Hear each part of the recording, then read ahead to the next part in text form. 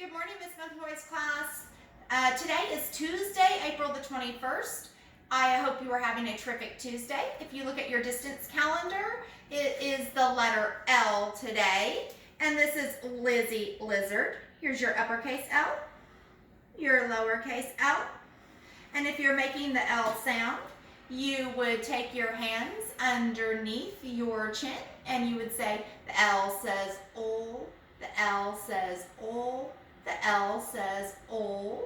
For my friends Light, Lucas, Lionel, and Liam, they all start with the letter L. Good morning, boys. I hope you are having a fabulous Tuesday.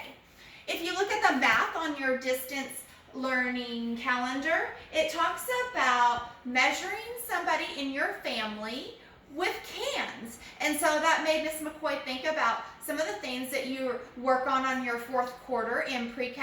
And one of them is standard and non-standard measurement. And so if you're using standard measurement, you would use something like a ruler or a tape measure to measure something, to measure how tall something is, or how short or how long something is. And so, but on your calendar, it's asking you to use non-standard. So it's asking you to measure how tall something is using cans. And so if I was going to measure Fannie Mae using cans, I would see how many cans tall is Fannie Mae. Got them stacked up. Ooh. I have to be really careful here. Ooh, let's count how many cans tall Fannie Mae is. 1, 2, 3, 4, 5, 6. She's 6 cans tall. If you were measuring someone in your family, what you might want to do is lay them on the floor, and you can measure this way too. That way, you might, if you were measuring your tall grown-up, you might not be able to get the cans to go all the way to the top. So you could measure that way too.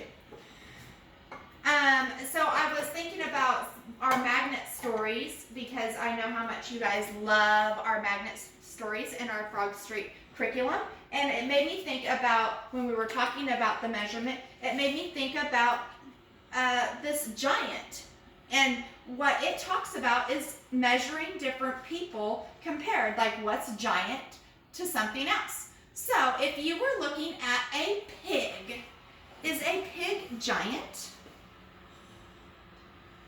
Well, to an elephant, a pig is not giant, but to an ant,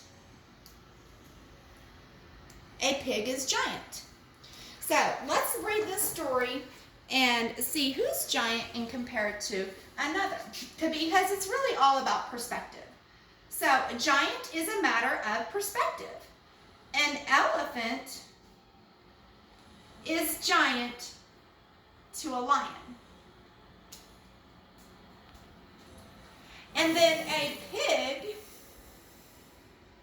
is giant to a rabbit. A lion is giant to a pig. A pig is giant to a rabbit. And a rabbit is giant to a frog. A frog is giant to an ant. A mother is giant to a baby. A basketball player would be giant to Miss McCoy. If you looked at a tall basketball player on the Thunder basketball team, they would be giant in comparison to me. But to you, Miss McCoy's giant. You guys always talk about how tall Miss McCoy is. So anyway, I would be curious to see how you guys use your standard measurement.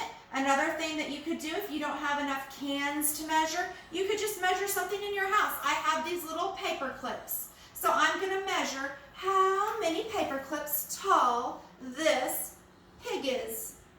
1, I have to start it at the bottom 2,